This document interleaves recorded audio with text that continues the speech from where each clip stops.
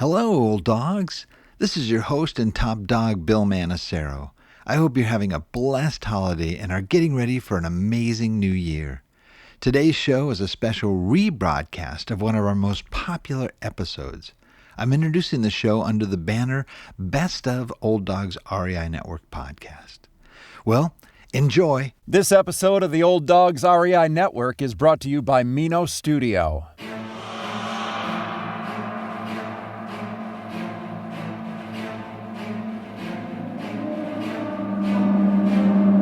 In a world where jobs are how most people make money, one man, one desire, one challenge dares to break the mold. Welcome to the Old Dogs REI Network, where we don't work for money. Money works for us. Coming soon. Viewer discretion advised.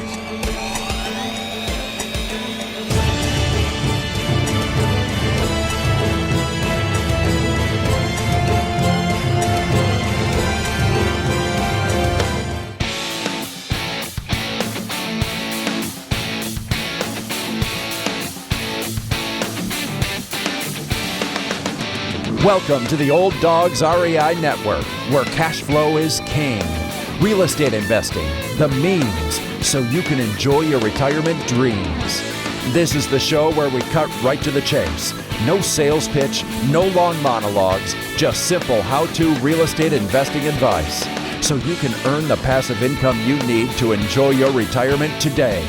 And now, your host and chief old dog, Bill Manacero. Welcome to the Old Dogs REI Network. I'm your host, Bill Manacero, and this is a show where 50-plussers and anyone else who wants to join us gets solid, no sales pitch real estate investing advice to help generate real cash flow. This podcast airs twice weekly on Mondays and Fridays, and if you aren't already a subscriber, go to iTunes, type in Old Dog, spelled D-A-W-G, find our podcast, and subscribe. Wow. Well, we have a great show for you today, and I think you guys are going to really enjoy this. You know, we have a lot of great guests on this show. We're all from all different walks of life. Well, our next guest is one of these guys. I'm just going to say he's one of the smart guys. Okay. I mean, this guy is a really smart guy. And, we've had pretty big names, mega successful entrepreneurs, attorneys, CPAs, mega rich investors, authors, celebrities, all this stuff. But this guy, he's just brilliant. His name is, well, actually, I've got kind of he doesn't know this, but I kind of gave him like a little nickname. And, he's from New York. He's Italian. Okay, I'm Italian, so we're going to call him the godfather of real estate investment analysis. Okay. And if I had that music in the background, I'd be playing da da da da da da da da da. Either that or the godfather of cash flow, one or the other. But either way, Frank Gallinelli is the author of the best-selling book, What Every Real Estate Investor Needs to Know About Cash Flow. Now in its third edition, as well as other books and numerous articles on real estate investing and finance. He is a graduate of Yale University with a BA in psychology and of Southern Connecticut State University with an MS in education. He serves as an adjunct assistant professor of real estate development at Columbia University, where he has taught real estate investment analysis in the graduate school since 2003. Gallinelli has been involved in real estate for more than 40 years and is the founder and president of Real Data, a real estate software firm that has offered analysis tools for investors and developers for over 3 decades. Wow, that's quite a mouthful. Frank, welcome to the Old Dogs REI Network. Well, hello, Bill, and thank you for having me. I guess you know an old dog when you see one. That's right. After 40 years in this business, you definitely qualify. You got to be. Listen, something I tell my grad students, during one of the case studies that I do at Columbia, I get into the conversation about I tell them this is going to be a politically incorrect moment, so brace yourselves. I says because there's a connection between the age of an investor and the investor's tolerance for risk. And I said, and so I put myself into this case. I said, think about it from my point of view. He says, look at me. He says, I don't even buy green bananas anymore. I mean, I'm so old. So so think about it from the point of view of an old dog like me. Well, Frank, you're definitely an old dog who knows a lot of new tricks. I'll tell you, something new. It seems like every time I look up something about you, and you're just a very active guy who does a lot of things. And so we're just real glad to have you here as our guest. Boy, we've been trying to put this together for a while here, but it finally came together. So I'm really stoked, and I think our guests are just going to love having you on. Well, it's a delight to be here, Bill. Yeah, Frank, let's just give us a little background where you came from and how you got into this world of real estate investing and all the side related businesses to that. Oh, geez, this is a story that covers 40 years. I think it's going to take a little longer than Dr. Zhivago if I really go through the whole thing here. But it's really almost like a serial serendipity of events. That got me from the beginning to the point where I am now. Back in the late 60s, early 70s, I was teaching public school in New Haven. And as you might imagine, at some point it occurred to me that this was probably not the path to financial independence. So I discovered I could earn more in real estate, first as an agent and then as an investor. So I did. I switched careers, and that got me recruited to be a sales manager for a firm that was one of the original movers and shakers in the CCIM program. If you're familiar with that, it's the educational program for commercial realtors. And curiously enough, this guy was also an early adopter of computer technology for real estate. I mean, we actually had this great big room in our real estate company with computers in it. And these were computers that used cassette tapes to store data. So you can see how far back we're talking about here. So, I got myself involved with real estate and computers back before either of those things was either fashionable or even viable. So fast forward a little bit then, and I got involved in helping out a family business. And so I figured, well, I'm going to try one of these new contraptions that I saw called a personal computer. See if I can't help them, set up the family here, setting up their accounting. And back then, if I invited everybody to dinner who owned a personal computer, I would have had some empty chairs around my dining room table. So I seem to have gotten a little bit ahead of the game here, a little bit ahead of myself in just about everything I've tried. But it happened that at that same time, I wanted to acquire a piece of commercial property. So I took one from column A here and one from column B. I took something that some of the stuff that I had learned, working in the commercial real estate firm, where I ended up teaching my agents, by the way, how to analyze income properties. And I took the other, which was the computer that I just bought to help the family business. Says, well, let me see if I can put those two things together and figure out, the best way to make this deal on this commercial property. After I did that, and I actually did acquire the property, I said, well, you know what? Maybe somebody else could use this solution that I just came up with. And so that's how I started Real Data Software. I said, let me see if I can sell this analysis model that I just made. And that was sort of the light bulb that went off in my head there. I said, I'll bet you some other people could use this. And so now we're, 30 some odd years. That was 1982, I think. So we're 36 years now into, if I did the math right in my head, it'd be embarrassing if I didn't, right? So we're still running the company. We're still providing software tools for investors and also developers after all those years. So that's how I kind of got from ground zero into the real estate and technology part.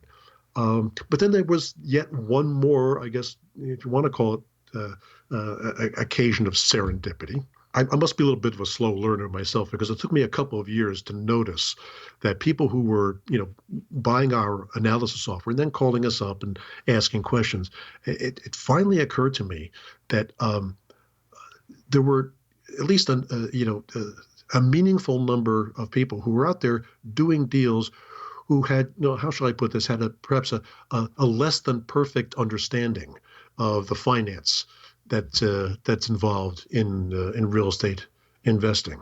And that's what got me started really on this whole idea of advancing financial literacy for people in real estate.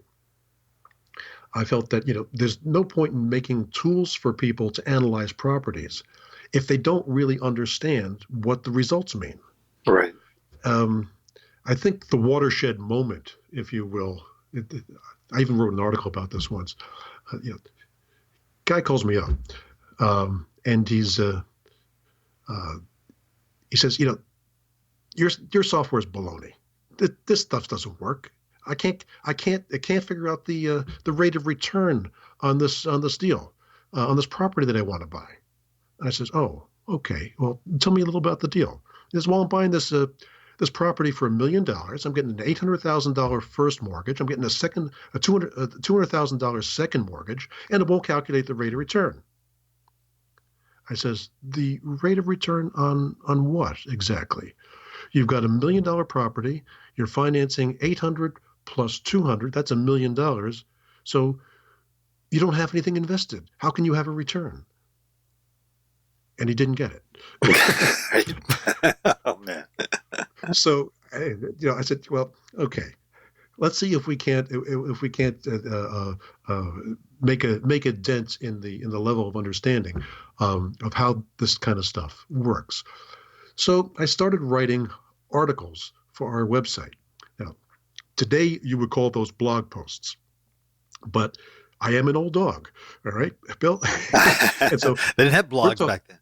We're talking back to when there weren't blogs. We just called them articles. So I was writing articles. And so there I am minding my own business. And another serendipitous connection occurs. The phone rings one day. And it's an editor at McGraw-Hill. Now, I don't know anything about the publishing business, certainly not when that phone rang. I don't know a whole lot more about it now, but I knew nothing whatsoever. So this guy calls me up. He's an editor at McGraw-Hill. He says, I've read some of your articles. Oh, I said, oh, you mean my blog post? No, or was it in the news group or something? It might have been. You remember those, huh? Yeah. Showing page there, fella. Okay. Anyway, so he says, kind of looked like interesting stuff. You interested in writing a book? Now, I didn't realize that when an editor calls you from downtown Manhattan at the 77th floor or whatever it is on 6th Avenue, that you're supposed to, take this kind of stuff seriously. You're supposed to be impressed. I didn't know any better. So I just gave the guy a hard time. And he said, well, what we were thinking, I'm going to send you a copy of a book that we published some years ago. We were thinking something along these lines. So take a look at it and tell me if you agree and you want to do something like this. So he sends me this book, and I look at it. Now I have a reasonably good handle on mathematics.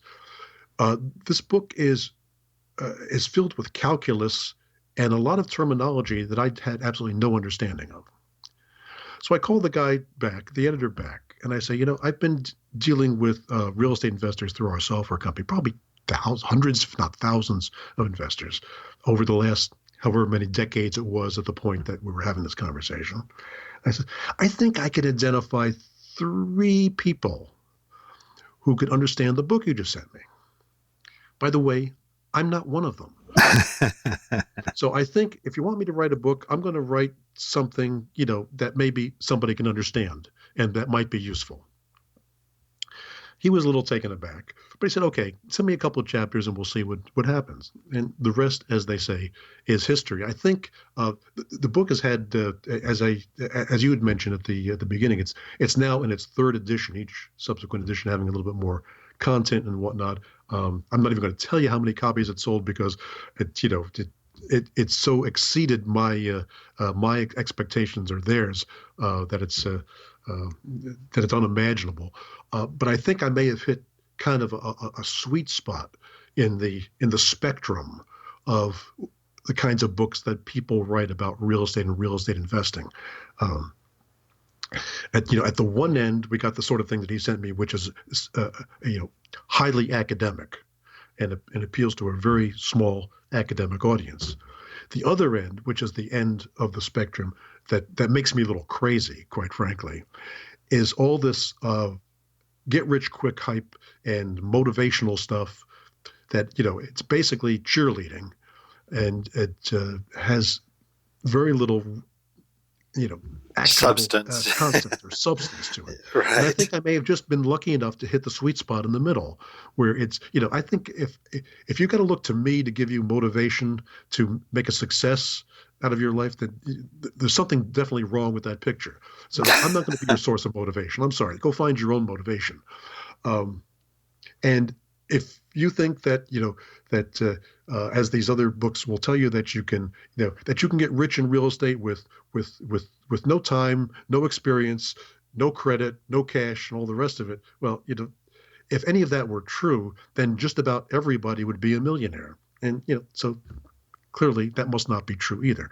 So I think I'm happy in being in my little niche somewhere in the middle between those two extremes. I think we've got another link or two here in this serendipitous chain that I am now I'm doing this episode of This Is Your Life here that I'm trying to recreate. But I think it was the book that got the next unexpected phone call from somebody who had a connection with the graduate program at Columbia, who said, "Yeah, let's talk about maybe you'd want to come in and do some teaching at Columbia." So that's how I got into that gig. It was a direct offshoot from the book. I've been doing that now, for what, 13, 14 years, I think. Having a great time with the students who come from all over the world. These are, although they're grad students, they're not just the kind of your garden variety, newly minted grad students. A lot of these folks have already had experience in finance and are essentially reinventing themselves a bit, and they come with perspectives from literally all over the globe. And I managed to con them into believing that I know what I'm talking about, because I talk very, very fast. It's been a lot of fun doing that, and I think I learn more than they do from the interactions that we have. So that's kind of where I've gotten to the point where I am. But then I took I took the idea of the book and of the teaching at Columbia, and I decided to take it yet one step further not too long ago, and put together a lot of this same kind of content for an online video course, so that people could access this without my having to get on Metro North, having to go down to the city to do it in person. Other people now from wherever can. You perhaps will not get the benefit of the one-on-one live charisma of my presence, but you still get my voice and you still get my content. So I'm hoping that has at least a little bit of value, and can help me with my campaign about financial literacy. Well, that's a great story, I'll tell you, and that last part is really what hit me right between the eyes. I go, gee whiz, here is the opportunity for me, personally as an investor, to be able to access the content that you have in your course at Columbia, and and analysis is so important. I mean, there are a few key things that about real estate investing. There's the art of negotiation. There's a few key things that got to understand finance, but if you can't analyze a property properly, you're never gonna succeed in real estate investment. So I'm in such a critical component, and yet here you're doing something to make that more accessible to the regular Joes out there like me that really want to know and understand all the implications of a good analysis of a property. So I think we'll probably get into a little bit more as we move forward here. But thank you for sharing that journey, which is no, it's fascinating. It really is. It's just you've from high school teacher here to this internationally recognized authority on real estate investing. It's pretty cool.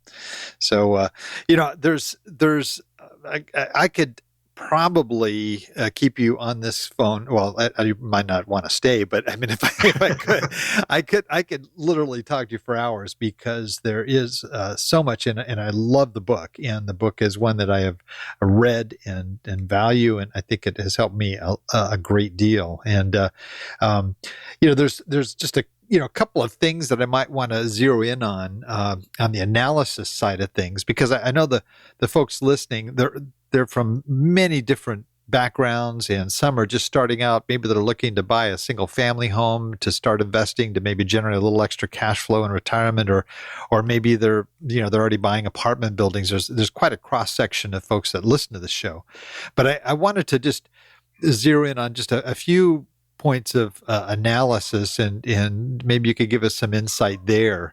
It just again, I recommend everybody listening to this is really get his book. The book is amazing. It's got everything in there. It's probably a little advanced for me, so I have to read it a little bit slow when he gets to the numbers. But it's definitely not. We're not doing calculus there. And I was really surprised when I got the book and saw the cover didn't have bikini clad models and Lamborghinis. I was just kind of going, this isn't a real estate investing book, but I'm thankful for that. No, and no, it's the real. This is how you do it, step by step, and analysis is something that I think that, and you like. It's so logically put together too, so you can start off simple and then get the fuller picture as you progress through the book, which is great. But I've had some questions about analysis, and just some of the key points is are there certain metrics that you would say are the key metrics an investor absolutely must know when analyzing a property? Well, yeah, absolutely. First of all, you need to know how to get at those metrics to begin with. So you need to have the foundation that gets you to that point.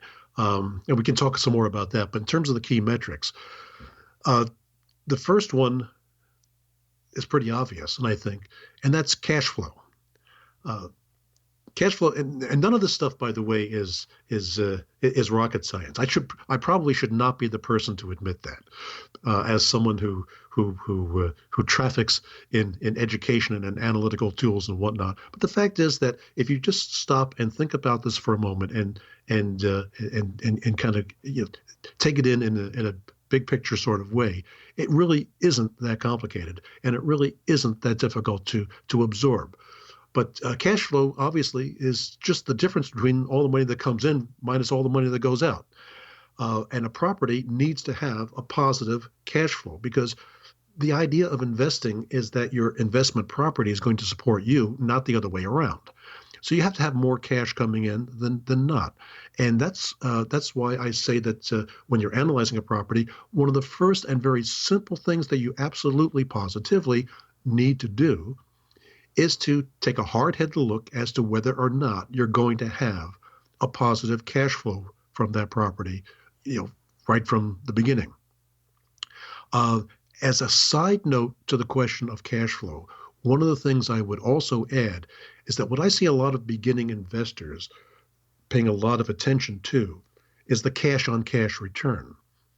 And I've got a series of what are now blog posts, no longer articles, on that subject, because I don't think cash-on-cash return deserves the amount of love and affection that it gets by beginning investors. Cash-on-cash return can give you kind of a reasonable look at how things start off, how the property is going to perform at a point in time. That point in time being essentially the very first year that you own it.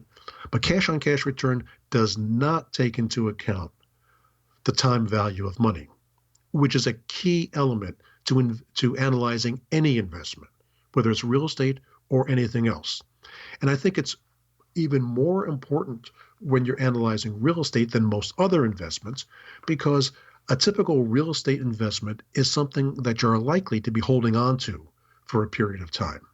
Okay? It's not like a stock, for example, where you can call up your broker today and say, that was a bad decision I made last week. Why don't we sell that?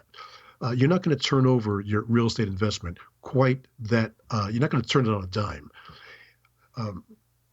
So you don't want to use a metric like cash on cash return that focuses on a point in time, because you are not investing for a point in time. You're investing for an extended period of time, which is why I tell investors that they really need to look at internal rate of return, which is probably the most comprehensive metric for understanding the return on a property held over a period of time, right through the disposition of that property, right until you get rid of it, because you really haven't, really figured out what you've made on something, on any investment, until you finally sell it.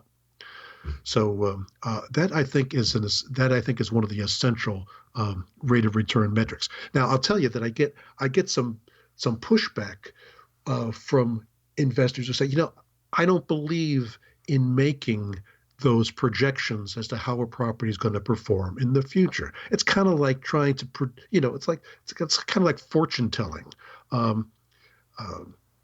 I want to look just at how it's performing now and make my decision about this property just on how it's performing now. And my retort to that is that if you're going to judge a property that you're going to hold for a period of time just on how it's performing now, well, then you're indulging in your own version of fortune telling, because your version says that if it's okay now, it's going to be okay in the future. But that may not necessarily be true. That may not necessarily be a sensible assumption to make, especially if it's a commercial property where you've got leases in place, which may go level for a couple of years, then go bump up, and then the leases are going to expire, and those businesses you don't think are going to stay there, and you're going to have a vacancy for a period of time. You may not necessarily have some kind of a smooth, unbroken flow of revenue from a property. And you really do need to look at what it's going to perform like realistically in future years, and not just assume that future years are going to be more or less like the current year, which is what the assumption you're making when you make that statement that I want to just look at the current performance, the current cash on cash return. I'm going to give you just one more metric, Bill. Sure. I think I think it's very important that I don't see investors paying attention to until I tell them go pay attention to it. And see, this is even true of my students.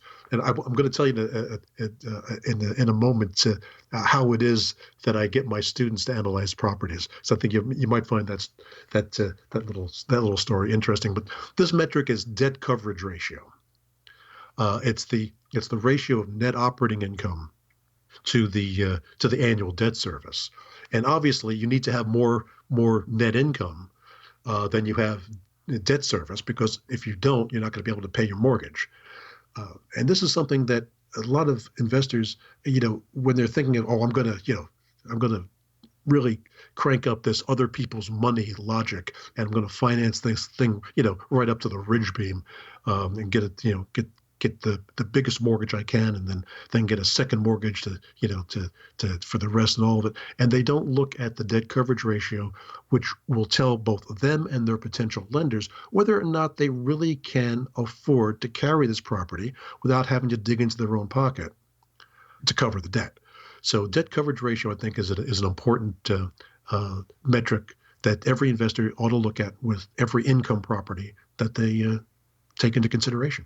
That's great. Those are three excellent metrics. IRR though is that's probably the closest to calculus for me, because there are these variables, inflationary factors and appreciation. I can do a cash on cash, in my head, but IRR. And that's one of the reasons for popularity of it, quite frankly, because it's simple. Yes. It is simple to do, and you can compare it to the return on your CD. But the IRR, when you get right down to it, is not that difficult. If you use our company software, it's not difficult at all because we do it for you. I love it. But but I'm even if you sold. don't, but even if you don't, I try to explain it both in my book and my online course so that it makes some kind of logical sense. Because quite frankly, my experience in the past has been that even relatively sophisticated investors didn't take the time to learn really what it meant and how it worked. They simply assumed that more is better than less. But it's really not that difficult to when you take the pieces apart and look at them in the cold light of day. Not that difficult really to make sense out of it. Yeah, that's true. I think on the debt coverage ratio too. I'm glad you mentioned that because especially if you're doing commercial, the loans are not simple. They're generally balloon payments involved. There are also the penalties. The 5, 4, 3, 2, 1 penalties, and these other factors in there that if you decide, hey, we're peaking out at 3 years on this property, and we're going to have to, it'd make more sense to sell now. You've got a lot of things that are going to affect your bottom line there that I think you have to be aware of as well. And I think a lot of people just kind of just assume, well, we're going to refi it at this point, or we're going to sell at this point, and you just don't know. It's until you're in it, I guess. So. There's another kind of a real world practical a reason for doing this calculation, and that is that your commercial lender, is going to have a debt coverage ratio requirement. It might be 1.2, 1.25, 1.3, depending upon the property, location, and so on. If you bring a deal into a commercial lender and you run the numbers and you don't have the satisfactory debt coverage ratio, lender's going to look at you and say, why are you wasting my time? Please don't come back here anymore. Right. Great point. Okay. You don't know what you're doing. So if you're coming in here and demonstrating that you don't know what you're doing, exactly why was it that you wanted us to loan you money? Right. Okay, so and I beat this point through to my grad students, but these are people who are going to be really going out into the commercial real estate world, either in investment banking or in commercial development or whatever. So, if you advertise to the world at large that you don't know what you're doing, you can have a short career. You really are. Right. Great point. Really. What would you say the top analysis mistakes are? I mean, you have both from your student side and you have, people that subscribe to your software and so forth. What would you say the ones that just really pop out? And maybe this might get to that foundation question, I don't know, but what would you say those mistakes would be? You got a couple of hours we could talk about this. Maybe we could make this like Downton Abbey and have like 5 seasons with 8 episodes. No, I'll try to make this kind of brief. But there are some that jump off the canvas, if you will, from my experience with investors who are that we deal with who maybe are looking at our software, or questions I get on message boards and whatnot. That sort of thing. But I think one of the ones that rises right to the top is that investors, beginning investors. Let's focus on the folks who are the startups, if you will. Right. They don't do adequate due diligence at the beginning, especially due diligence about the market in which the property lives. Now, most beginning investors will say, okay, yeah, I got to do my due diligence, which means I've got to make sure that they told me the right amount for the property taxes or the right amount for the rents or whatever. But properties don't live in a vacuum. So you shouldn't be looking at any properties until you've done due diligence about the market. You should know what the prevailing market rents are. You should know what the prevailing capitalization rates are for the particular type of property that you're going to be looking at in that market. You should know what the prevailing vacancy is for those kinds of properties. You need to know what's going on, what kind of businesses might be moving in or moving out. You need to know about the market before you know about the properties. The second, and this is one I see all the time, is that folks starting out don't know the vocabulary of real estate investing.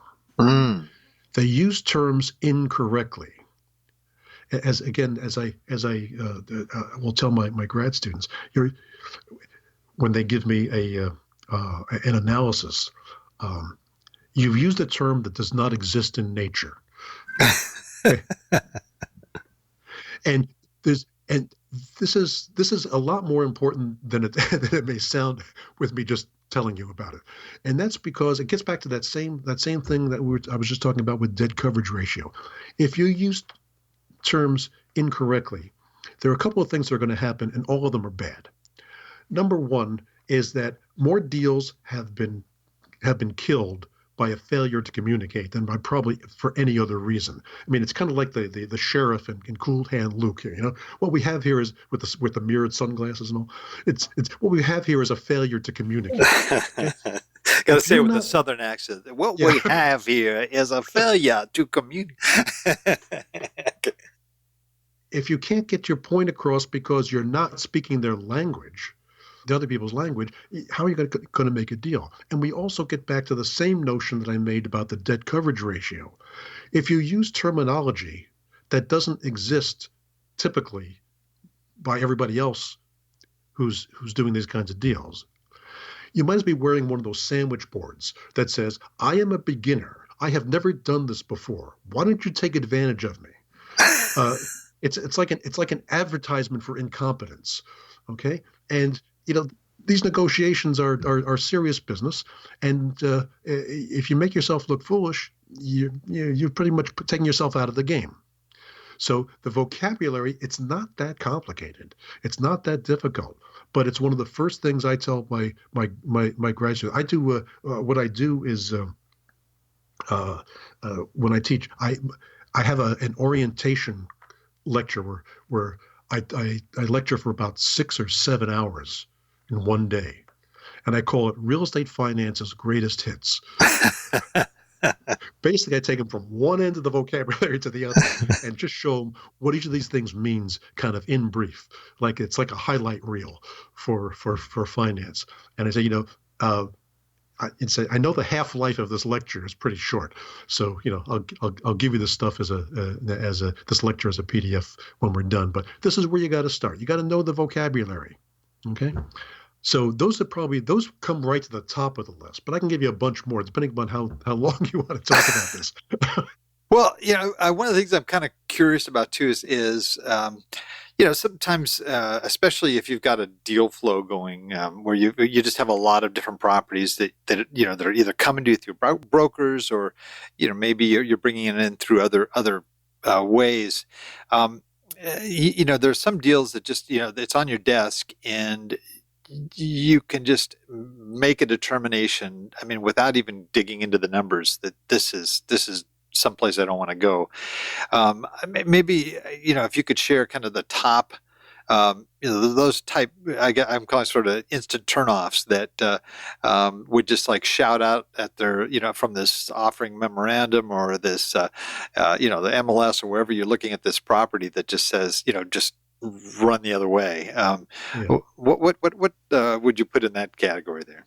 Well, there's a bunch of things I can mention in that regard as well. And it's I might combine this with one of the big analysis mistakes too, because they kind of fit together. But one of the things that I see as a big mistake is not having adequate data. A lot of people who are beginners will make this as a mistake, but people who are experienced will recognize it as a red flag or a turnoff. And that is, and I even have a case study example that I use both in class and in my online course, where you're given information about a property, but if you really put yourself in the game, you put your head in the game, and you say, I'm going to look at this not based on just what they told me, but how life really works, and imagine myself really owning this property, you will recognize that there must be information missing here that I need to know about. I'll give you a trivial example. That's one of the items that I have. But in an example case that you're looking at a property that that's in the Northeast, and the seller or the broker hasn't bothered to mention anything about snow removal. Okay, so are we going to pretend that the tenants are getting out there with shovels themselves and take bids? They have this big blow dryer they just use. It just kind of melts the snow. The more common one that's actually real is that there'll be no allowance for a property management expense, and then you'll question this and say, oh, that's something you take care of yourself. You do that as the owner. Any appraiser looking at a property is going to plug in a property management expense if you didn't plug one in, for him or her. And the reason being, you go and buy a stock, they're not going to assume that you're going to come and vacuum the hallways for them. You don't have you don't have a property management obligation for other investments that you buy. Why should you have one that uses up your time, and time is money, if you're buying a piece of real estate? So, not seeing all of the potential operating expenses. So that's, if I were now as a more experienced buyer, if you're looking at that kind of thing and you're seeing somebody who's giving you a set of data that is missing things that you think obviously ought to be in there, the words you are saying to yourself mumbled in the background, this is con job 101 here, so maybe I don't really want to spend a whole lot of my time dealing with somebody who thinks I don't know what I'm doing. So that's one of the first things I would say might turn me off. Another one doesn't have to do necessarily with the hard numbers, but with the leases. What if you have, and again, this is an example I use in one of my case studies. What if you're looking at a property and you say, this one kind of has the tenants with somewhat dicey business models. I know I see the leases that are here, and they have numbers and they have expirations, and everything ought to be fine.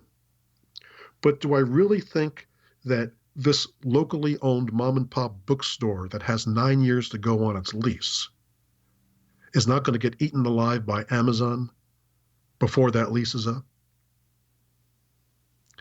Or as in another, I use that example in one of my cases. In another case, I've got a restaurant, and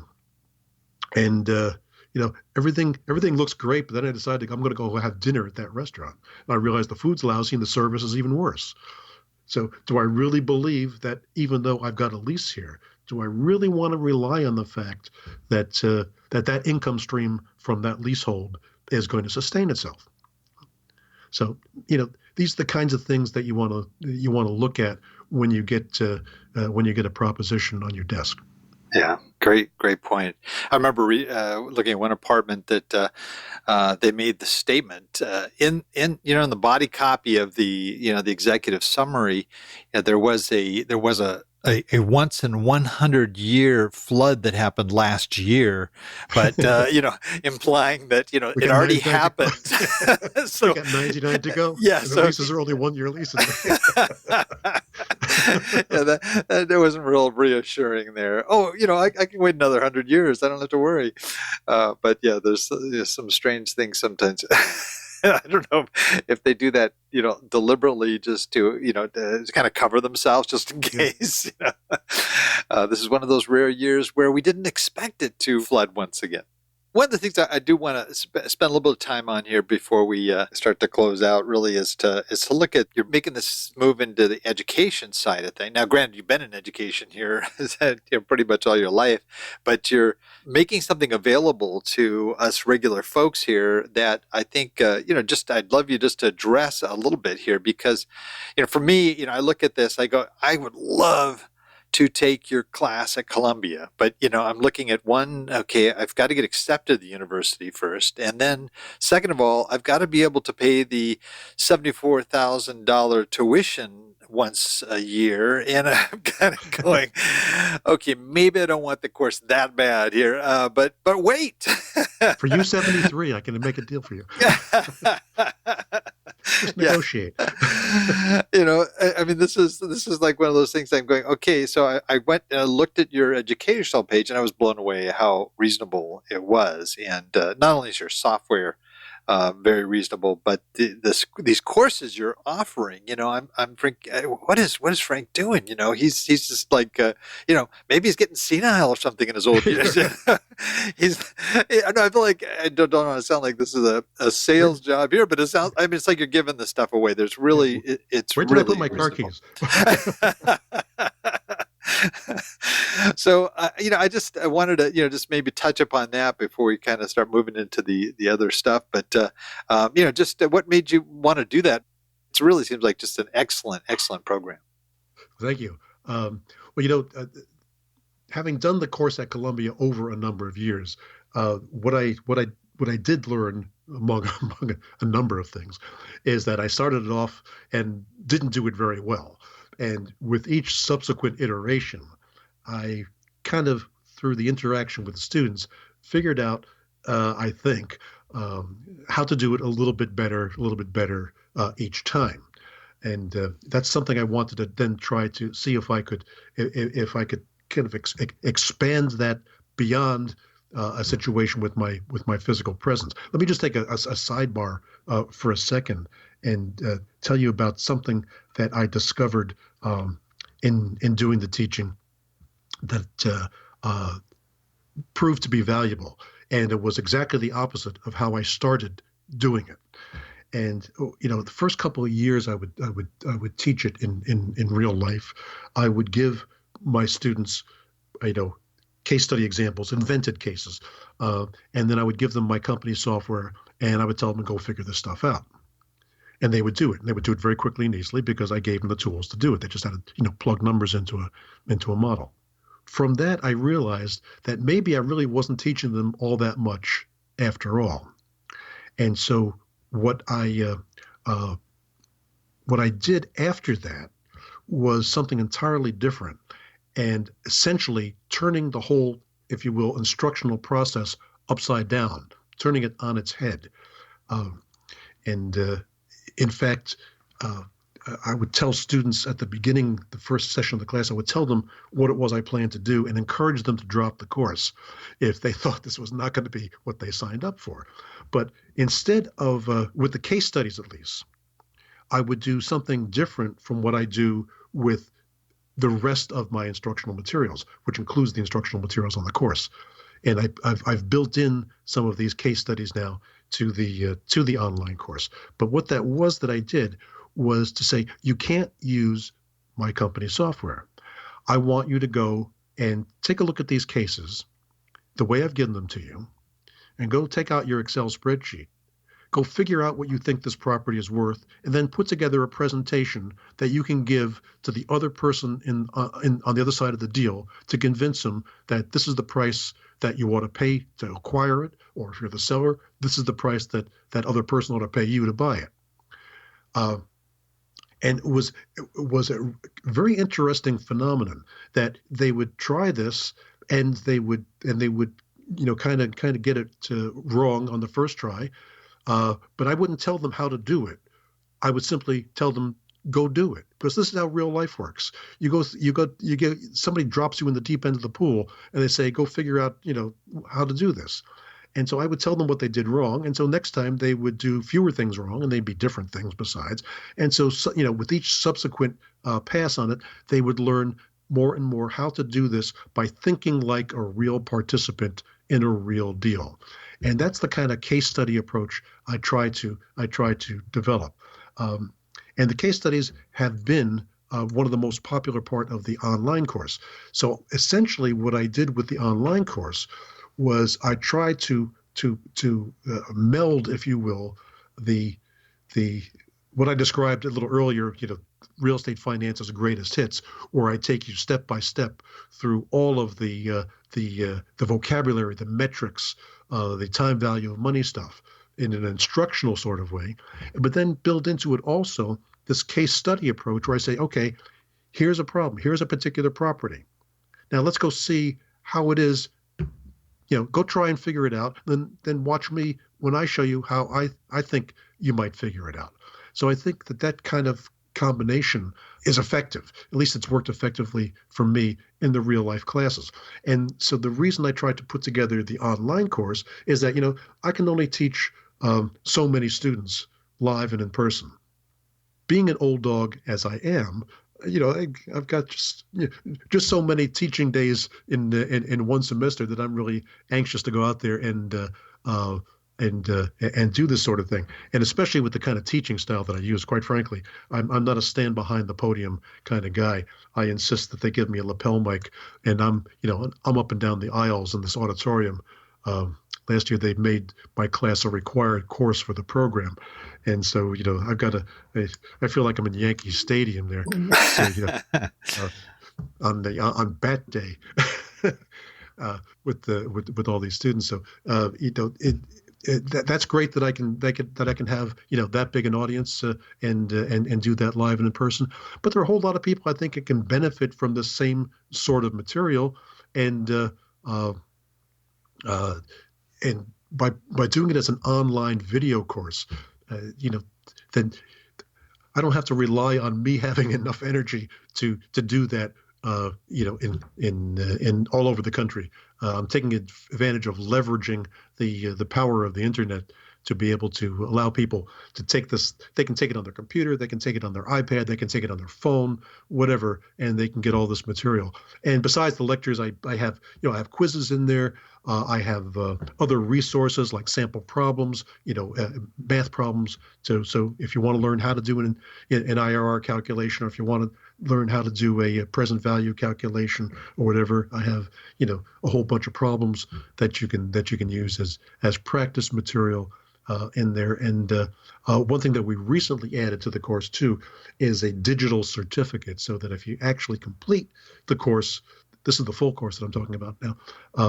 If you complete it and you get a reasonably good grade on all the quizzes that are in there, that we give you a digital certificate, something that you can attach right into your LinkedIn profile, your other social media profiles, and shows that you actually showed up and actually did this. Oh, that's great. That's great. Well, our audience, primarily are folks that are either approaching retirement or already in retirement, and they're looking at a way to basically supplement their retirement income, and maybe in one of a number of different ways. Maybe they don't have enough with their pension and Social Security, whatever other sources they may have, to be able to really have the retirement that they want to have. Or they may be folks that they set their funds aside and they have plenty of funds, but they're concerned about getting a good return on those, so they may become passive investors. So with the folks that we have, what advice would you give to them about what they might be able to do, or to try to be effective real estate investors? Well, they might want to consider doing something that kind of splits the difference between being passive and active, and it's something that actually gets back to the example I used with my students as to what kind of property may make sense for someone who is closer to retirement, where not unlike these time sensitive mutual funds that say you're going to get more conservative as you get closer to retirement, because someone who is on in years doesn't expect to have as many years to make up for a mistake as they might if they're a young pup, right, instead of an old dog. And keep on grabbing that metaphor, don't I? Anyway. So a triple net lease property is something to take into consideration. Maybe something like a single tenant, a triple net lease property, something that might be a little bit closer to affordable than buying a regional shopping center, but something where like a freestanding pharmacy might be the kind of example that I would use, and in fact do use in a lesson, where the return is not as great as if you were investing in a so-called value add kind of proposition, maybe where you're getting into a big apartment building or a mixed-use property where you can go in there and roll up your sleeves and really get involved and turn that cash flow around and create a lot of additional value.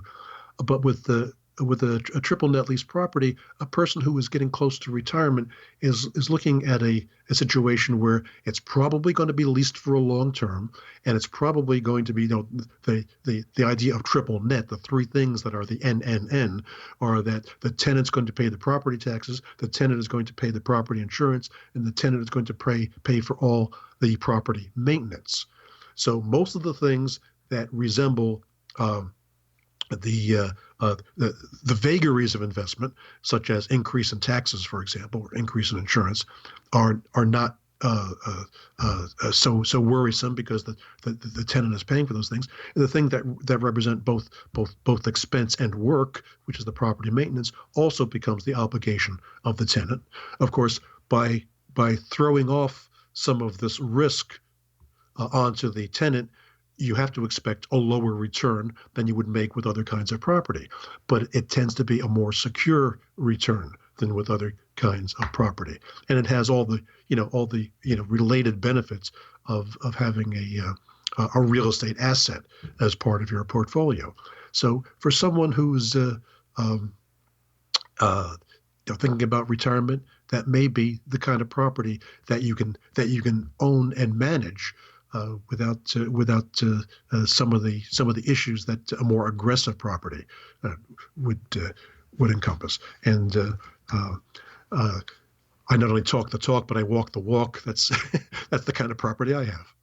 Oh, that's great. That's great. That's really good. Really good. I like that approach too, especially having to deal with those variables like property taxes and things that can change over time. That's excellent. Now, you talked about the educational side, and I know that that's obviously a strong focus of your efforts. What else do you have ahead? What's sort of your plan for your business?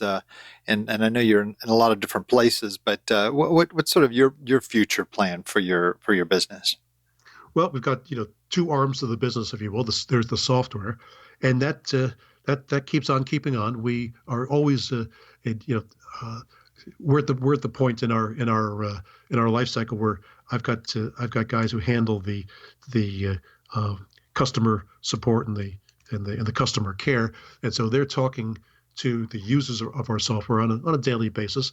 And part of their mission is to be finding out what are people looking for to do today. Maybe they weren't as so concerned about yesterday, or maybe even vice versa. What is it that they don't care about trying to do as much today as they did before? And we keep on tweaking the analysis applications to try to meet the needs of our customers as well as we can, both the income property investors and the developers. We've got on the income property side, we've got two versions of the income property analysis, one that we call professional and one we call express, so that people who are kind of just getting into things could start off with a somewhat simpler analysis model. Those who are into partnerships and all the rest would go with the professional level. So there's the software side, and that's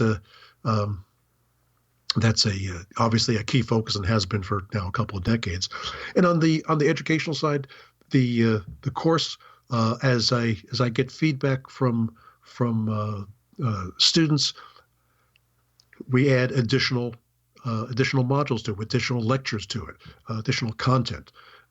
One of the things I promise that if you get into the course and I add content, well, you have access to it. You don't have to go buying the course again if I add more material. So, for example, added a section on partnerships at one point, and we added a section on development analysis, which can be applied to even something as simple as a fix up and resell of a property.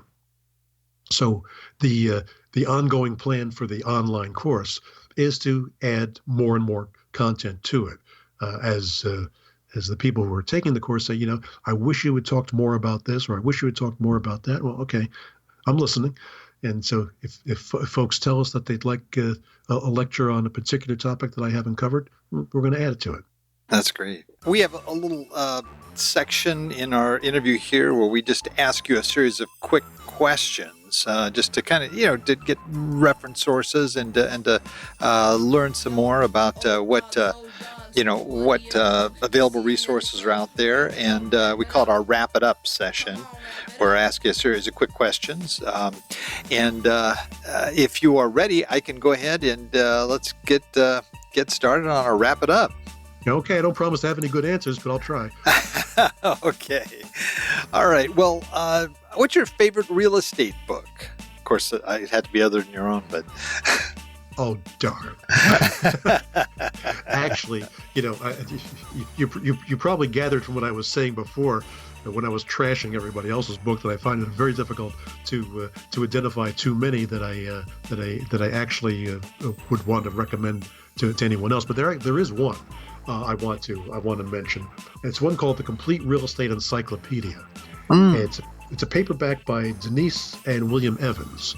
And this is a terrific book, because when I say you got to know what the words mean, it's in kind of a dictionary format. But I mean, every real estate investment and real estate development term that you could ever think of is in here, and then you can look it up if you're not exactly sure what it meant. I mean, I got the book at hand here because it's something that I use myself. So if I open up to a random page here, floor area ratio, okay, or let's try a different one, flex space, or flip, or float, or floating lien. Just about any term you could want to use and use correctly, you can find out what it means in there in very readable English. That's a great book. I didn't know about that one. I'm going to add that to my list. That's great. How about favorite business book?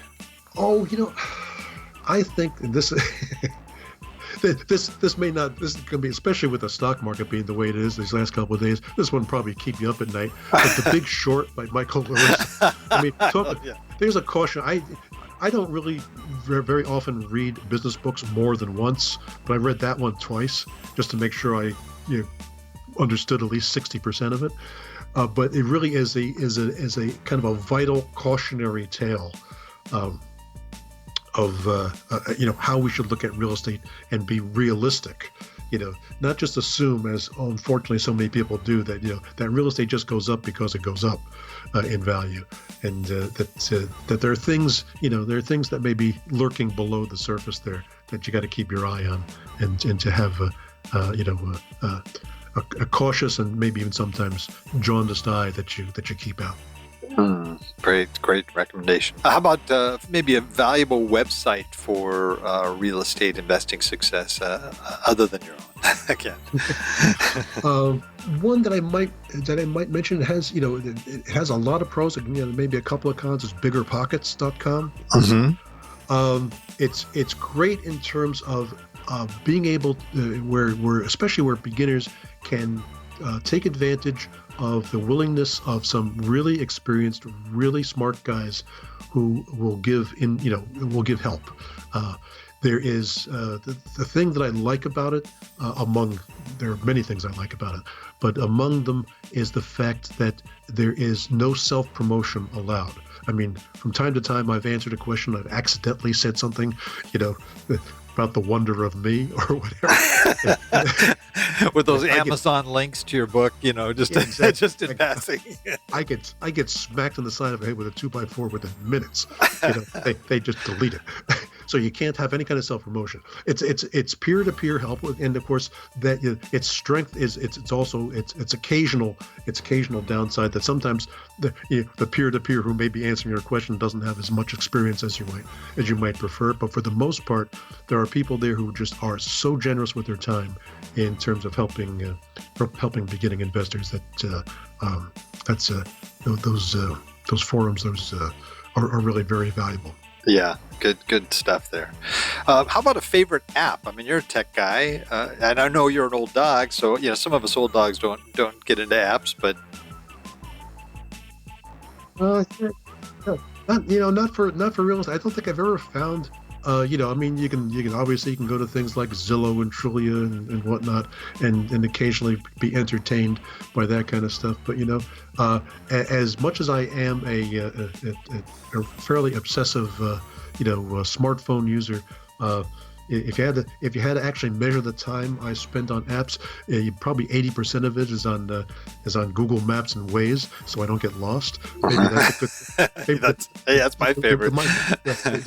there might be a message there somewhere. The only problem I have is I used to know how to get places. It's like I was going to say exactly the same thing. There's a real downside to this. In the past, I would have kind of a visual image in my mind of where I was in relationship to everything else, and now I don't pay attention anymore. Yeah, I just listen to the directions, and all of a sudden I find I'm there. Now, how do I get back? Yeah, there's a market that's just a block from my house, and I have to put on Google Maps just to get up. No, I'm just kidding. How about a favorite quote? Oh, I think I'm going to give you Yogi Berra. If you don't know where you're going, you might end up somewhere else. And that's great. Great quote. I think that's that's a variation of one that I think comes from Alice in Wonderland. But if you don't know where you're going, any road will get you there. But I like Yogi's better, because if you don't know where you're going, who the heck knows where you're going to end up? So if you don't know why you're investing in a particular property, okay, then back up for a minute and ask yourself, why am I doing this? Right. Great. Well, let's see if we can stump you on this one. Okay, let's say you have lost everything. You've lost all of your assets. You're just pretty much everything. Maybe you've got a home to live in or what have you, but all you have is $1,000. How would you use that $1,000 to try to rebuild your business and bring back the what you had lost? I think that's actually an easy one. Because I would spend it on education. I would ask somebody who actually knows what to do. For example, I might ask, let's say our business had no more sales. I'd get someone who could educate me in what's new and what works in marketing. Or if I were, whatever it is, I think I would use it to get expert advice, expert education from someone who could lead me out of the woods. That's great. Good investment. You cannot lose investing in your education. That's great. Before we go, there is something I wanted to share with our listeners here, which I am really actually very excited about, is that, we talked about your educational program, your new program. Everybody listening, I think, has an interest, or they wouldn't be listening to this podcast, because, this is a podcast where there's tons of information about how to succeed at real estate investing. And our focus is cash flow. And you are, is your second title here, the godfather of real estate cash flow, through your wonderful book. But you have extended a special offer to our guests that I want to let everybody know about, which I think is just awesome and I think extremely generous. And that is that our guests could get access to your new educational program and the videos and all the other stuff that you have there at a 30% off discount, which is like amazing because it is so reasonable already. I'm just like blown away by this. I mean, do you want to address that a little bit and just let people know what this is all about? What I'd like to offer is an opportunity for people to get their feet wet a little bit. We have essentially what is a subset of our big course, which is the case study section, which is probably the most popular section within the course. And so if anyone would like to enroll in that, where you would go is realdata.com/cases. And you can get that course, which is, as I say, is a subset of the big one that has 50 some odd lessons in it, by entering the promo code DAWG, DAWG, and we're going to keep that promo code alive and well for about let's say 2 weeks or so after this this podcast airs, so you have time to scratch your head and think about it. There's a secondary benefit, by the way, and that is if you decide after you've you know gone through those case studies that you'd like to actually enroll in the larger course, we'll credit that amount toward an upgrade into the bigger course. So this gives you a chance to look at some of the good stuff where we talk about an apartment building, about a mixed use building, and about a triple net lease building. And we give you a sample problem, and then we take you through a couple of videos on each, showing you kind of step by step how you would pick apart the analysis of that investment property. That's great. Just so you guys know, too, that when you go into the form for this, you just have to look for the word coupon code and click on that, and that's where you'll input DAWG. So, guys, that's great. That's a great offer. Thank you, Frank, and I think people are going to really enjoy that. I'm more of like a case study guy, too. I like to see real stuff, and what really happens, and to be able to look at it. So I think that's a great introduction to your other program, which is neat. Well, I'm sure there's a lot of folks that are listening here too that also would love to find out more about what you do and maybe even want to reach you. What's the best way to connect people with your companies and yourself? Easiest thing to do is to go to realdata.com and to just send us a support ticket. Because it'll end up, just say, in the support ticket, say, "Hi, Frank," and ask me your question, and they'll pass it on to me. Rather than doing an email address, because unfortunately we've been on the web since 1996, and we were foolish enough back then to put our email address on a website, so we don't do that anymore because now I get 5,000 spam messages to that email address a day. So we use the support ticket kind of approach to making communications. But trust me, it'll get through. So just go to realdata.com. You can, while you're there, you can find out about our software products. You can find out about more about the course. It's at learn.realdata.com. So all of those things are ways that you can find out more about us, and then you can communicate with me. And I'm happy to hear from you. That's great. Well, thank you very much for that, Frank. And I'm sure that you're going to hear from some people here, definitely. We're also going to have a link to your books on our website as well, so that if people have not read it already, those that are listening, I think most of them feel that cash flow is king, and they should definitely pick up your number one book that I think should be part of everybody's library, what every real estate investor needs to know about cash flow. Frank, we look like we're at the end of the line here, but we're not completely over with this episode. Bill, this has been a real howl. Yes. Glad you haven't forgot, Frank. I know you're a New Yorker. You probably haven't heard too many dogs howl. No, I'm a Connecticut guy, actually. I'm close to New York. Oh, I'm actually on the Connecticut side of the line here. So, okay. There's some dogs in Connecticut. They got all kinds of animals in the forests of Connecticut over there, don't they? Yeah, I got deer in the backyard here. Oh, that's great. And they have foxes, I understand, too, and stuff. That's really neat. Well, good. Then you can give us a good old hound dog howl. Are you ready for this, Frank? I'll try. This is not my usual gig, but I'll do what I can here. Oh. I love it. Even the little pant. Okay, that was the first howl. I think that was the first hound dog pant we had. So this is great. It was actually a pair of pants. A pair of pants.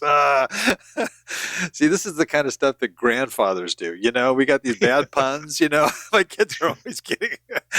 Well, Frank, I can't thank you enough for coming on. There's some great stuff here. I'm really excited to be able to, present this to our audience, and I'm sure they're going to pick up a lot of great info and tons of resources. And so, again, on behalf of all of our listeners, thanks for coming on. Well, thanks for having me. It's actually a lot of fun. Beats working for a living. Hey, you got that. Well, I also want to thank all those old dog listeners out there for joining us today. I know there's a lot of other things you could be doing right now, but the fact that you've taken the time to join us means a lot, and we greatly appreciate it. And please note, old dog listeners, everything presented here, and there are tons of links and a lot of references here, they can all be accessed. And I know if you've been trying to, as you're driving along, writing notes as Frank is talking, I hope you weren't doing that on the freeway here, or highway. We have pretty detailed show notes, and so you'll be able to get a recap of everything that Frank talked about, and as well as the links at our website at olddogsreinetwork.com/blog, and then just look for the episode with Frank Gallinelli. That is it for today. That's the show. And remember, cash flow is king and real estate investing the means. Until next time, keep moving forward, and may God bless. Thank you very much for visiting the Old Dogs REI Network. We would greatly appreciate if you would stop by iTunes and let us know what you think of the show. We would love if you could subscribe to the podcast, give us a 5-star rating, and write a review. The more ratings and reviews we receive, the more visible the podcast will be to others. Thank you.